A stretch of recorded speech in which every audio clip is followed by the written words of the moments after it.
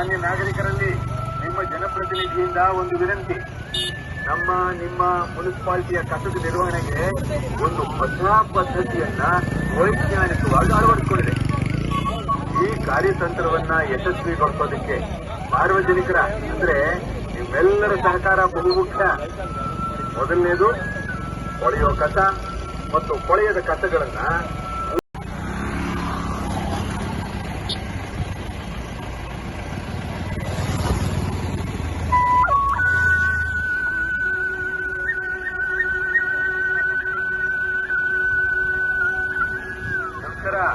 ಮಾನ್ಯ ನಾಗರಿಕರಲ್ಲಿ ನಿಮ್ಮ ಜನಪ್ರತಿನಿಧಿಯಿಂದ ಒಂದು ವಿನಂತಿ.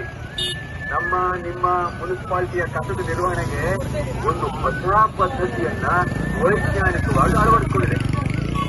ಈ ಕಾರ್ಯತಂತ್ರವನ್ನ ಯಶಸ್ವಿಗೊಳಿಸೋದಕ್ಕೆ ಸಾರ್ವಜನಿಕರ ಅಂದ್ರೆ ನಿಮ್ಮೆಲ್ಲರ ಸಹಕಾರ ಬಹು ಮುಖ್ಯ.